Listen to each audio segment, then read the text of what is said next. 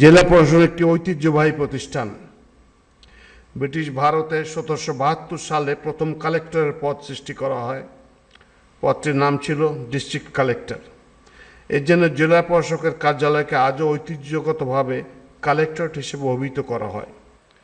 পরবর্তীকালে দায়িত্ব পালনের প্রয়োজনে ফৌজদারি বিচার ক্ষমতা অর্পণ করা হয় ও ডিস্ট্রিক্ট ম্যাজিস্ট্রেট নামে আরেকটি অভিধান সৃজন করা হয়। পাকিস্তান আমলে জেলার উন্নয়ন কার্যক্রমের সমন্বয় সাধনের জন্য ডিস্ট্রিক্ট ম্যাজিস্ট্রেট বা কালেক্টরেটের জন্য আরেকটি সত্তা সৃষ্টি করা হয়, যার নাম ডেপুটি কমিশনার। মাননীয় প্রধানমন্ত্রী, সময়ের পরিক্রমায় জেলা প্রশাসনের দায়িত্ব কার্যপরিধি বহুমাত্রিকভাবে বিস্তৃত হয়েছে। জেলা প্রশাসকগণ মাঠ পর্যায়ে সরকারের প্রতিনিধি হিসেবে দায়িত্ব পালন করে থাকেন। জেলা প্রশাসক সম্মেলন সরকারের নীতি ও কর্মপরিকল্পনা সরাসরি মাঠ পর্যায়ে পৌঁছে দেওয়ার একটি গুরুত্বপূর্ণ মাধ্যম। এই সম্মেলনে মাঠ প্রশাসন নীতি নির্ধারণী পর্যায়ের মধ্যে কার্যকর সমন্বয় ও প্রত্যক্ষ সংলাপের একটি গুরুত্বপূর্ণ প্ল্যাটফর্ম।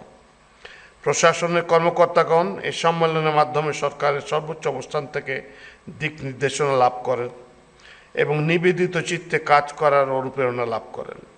সম্মেলনে সরকার প্রধান হিসেবে আপনার প্রদত্ত নির্দেশনা বাস্তবায়নে জেলা প্রশাসকগণ সদা তৎপর থাকবেন। প্রিয় বিভাগীয় কমিশনার ও জেলা প্রশাসকবৃন্দ, আপনারাই মাঠ প্রশাসনের মূল চালিকা শক্তি।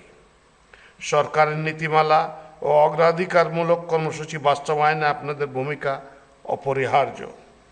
বর্তমান সরকার দায়িত্ব গ্রহণের সঙ্গে সঙ্গে বিভিন্ন কল্যাণমূলক কর্মসূচির মাধ্যমে জনগণের জীবন মান উন্নয়নে বহুমুখী কার্যক্রম বাস্তবায়ন করছে।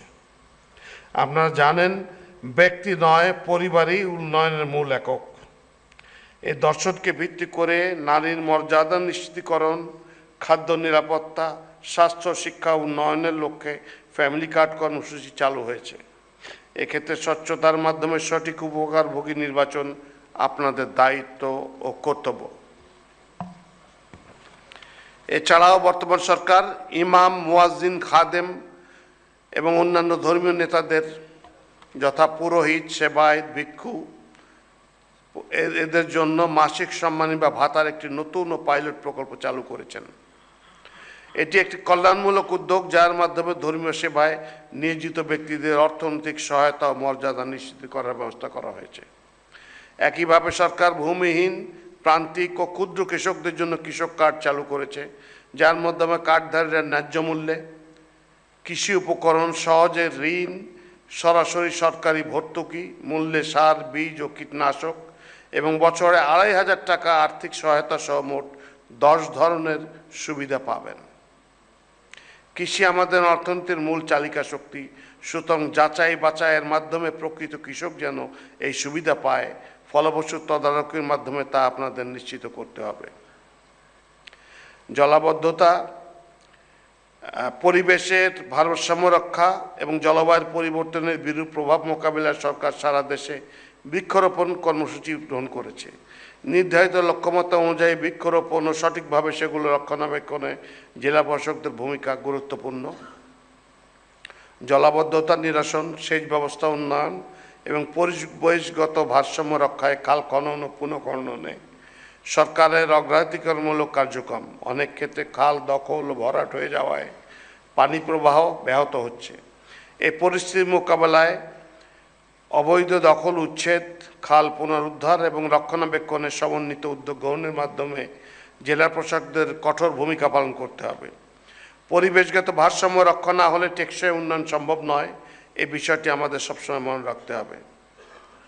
তবে সরকারের গৃহীত কর্মসূচির অনুসরণে সবার আগে মানুষ, দেশের মানুষ, এবং তাদের প্রতি আমাদের সার্ভিস হতে হবে ডেডিকেটেড। এটি সর্বাবস্থায় স্মরণে রাখবেন। সম্মানিত সুধীবৃন্দ, বর্তমান বৈশ্বিক প্রেক্ষাপটে জ্বালানি ও বিদ্যুতের সাশ্রয়ী ব্যবহার জাতীয় দায়িত্বে পরিণত হয়েছে। এ লক্ষ্যে সরকার ইতোমধ্যে জ্বালানি ব্যবস্থাপনায় দক্ষতা বৃদ্ধি, নবায়নযোগ্য জ্বালানির ব্যবহার সম্প্রসারণ এবং চাহিদা ব্যবস্থাপনার উপর গুরুত্ব আরোপ করেছে। আপনারা জানেন যে সরকারি বেসরকারি দপ্তর সময় বিদ্যুৎ ও জ্বালানি ব্যবহারে মিতব্যয়িতা নিশ্চিত করবে সরকার নির্দেশনা দিয়েছে। এক্ষেত্রে জেলা প্রশাসকগণকে সময়োপযোগী ভূমিকা পালন করতে হবে, যাতে সম্পদের অপচয় রোধ এবং টেকসই ব্যবহার নিশ্চিত হয়। প্রিয় সহকর্মীবৃন্দ, জাতীয় নির্বাচন সুষ্ঠু, অবাধ ও শান্তিপূর্ণ সম্পন্ন করা রাষ্ট্রের একটি প্রধান অগ্রাধিকার। এক্ষেত্রে জেলা প্রশাসকদের পেশাদারিত্ব ও নিরপেক্ষতা অত্যন্ত গুরুত্বপূর্ণ। এই ধারা অব্যাহত রাখতে হবে। মাঠ প্রশাসনের নেতৃত্ব দানকারী হিসেবে আইন শৃঙ্খলা রক্ষা, দুর্যোগ ব্যবস্থাপনা, সামাজিক সুরক্ষা কর্মসূচি, ভূমি ব্যবস্থাপনা, আধুনিকীকরণ, ডিজিটাল সেবা সম্প্রসারণ, কৃষি ও সেচ কার্যক্রমে সহায়তা প্রদান ইত্যাদি ক্ষেত্রে আপনাদের কার্যকর ভূমিকা সুবিদিত। সেবার মান উন্নয়নের মাধ্যমে জনগণের আস্থা অর্জনে আপনাদের আরও বেশি তৎপর হতে হবে। প্রিয় জেলা প্রশাসকবৃন্দ, জেলা প্রশাসকের দায়িত্বে মোবাইল কোর্টের পরিধি ব্যাপক ও বিস্তৃত হয়েছে। নির্ধারিত দিন সময়ে নিয়মিত জোরদারভাবে মোবাইল কোর্ট পরিচালনা করতে হবে, যাতে সাধারণ মানুষের স্বার্থ সুরক্ষিত থাকে এবং আইন লঙ্ঘনের প্রবণতা হ্রাস পায়। আইন প্রয়োগের ক্ষেত্রে স্বচ্ছতা, ন্যায্যতা ও মানবিক দৃষ্টিভঙ্গি বজায় রাখা অত্যন্ত জরুরি।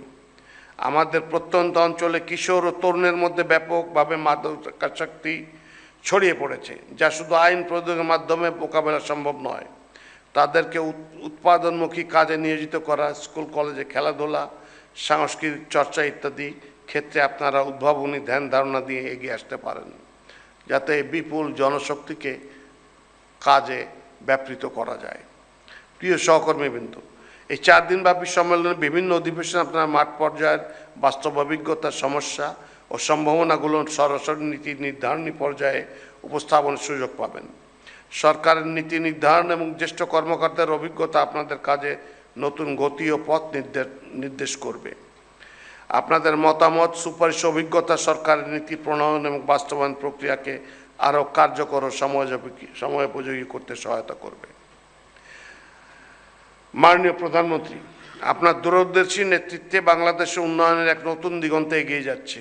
আপনার নেতৃত্বে মাঠ প্রশাসন ভবিষ্যতের চ্যালেঞ্জ মোকাবেলায় সততা, দক্ষতা ও আন্তরিকতার সঙ্গে দায়িত্ব পালন করে জনগণের প্রত্যাশা পূরণে সক্ষম হবে, এটাই আমার দৃঢ় বিশ্বাস। আপনার উপস্থিতি জেলা প্রশাসক সম্মেলনকে তাৎপর্যমণ্ডিত করেছে। আমি মন্ত্রিপরিষদ বিভাগের পক্ষ থেকে আপনার প্রতি গভীর কৃতজ্ঞতা জ্ঞাপন করছি। পরিশেষে সম্মানিত সুধী, জেলা প্রশাসক 2026 উদ্বোধন অনুষ্ঠানে উপস্থিতির জন্য সকলকে আন্তরিক ধন্যবাদ জানাচ্ছি।